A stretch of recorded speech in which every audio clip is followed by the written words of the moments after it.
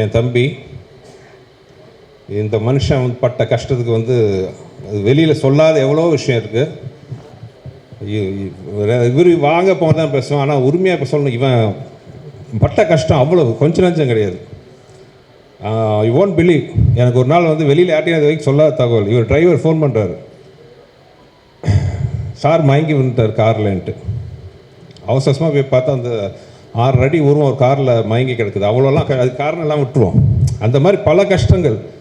அதே மாதிரி அந்த படம் பண்ணும்போது அந்த உடம்பை வருத்திக்கிட்ட ஒரு பட்ட கஷ்டம் எல்லாம் இப்போது இந்த படம் இவ்வளோ பெரிய வெற்றி மக்கள் கொண்டாடுறாங்க அப்படின்னா நான் ரொம்ப சந்தோஷப்படுறது. விஷால் பட்ட கஷ்டத்துக்கு எல்லாத்துக்கும் இது வந்து நம்ம உண்மையாக உழைச்சி சின்சியராக நம்மளோட ஃபுல் எஃபெக்டை போட்டால் கண்டிப்பாக ஆண்டவனும் மக்களும் நம்ம கைவிட மாட்டாங்கிறதுக்கு வந்து இந்த படம் வந்து ஒரு பெரிய உதாரணம்.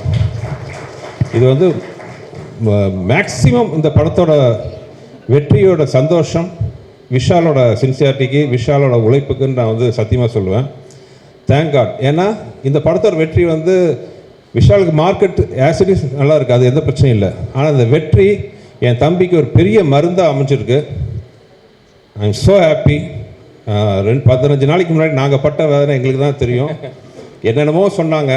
ஐநோ இல்லை விஷாலோட இதுக்கு வந்து 2 நாள் கம்பேக் அகைன்ட்டு. அதே மாதிரி வந்து இன்றைக்கி வந்து நிற்கும் போது அவ்வளோ சந்தோஷமாக இருக்குது.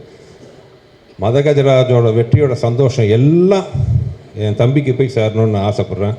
பாதகம் செய்பவரை கண்டால் நாம் பயம் கொள்ளலாகாது பாப்பா. மோதி மிதித்து விடு பாப்பா, அவர் முகத்தில் உமிழ்ந்து விடு பாப்பா. அண்மை செய்திகளை உடனுக்குடன் தெரிந்து கொள்ள இணைந்திருங்கள் எம் நாடு தொலைக்காட்சியுடன்.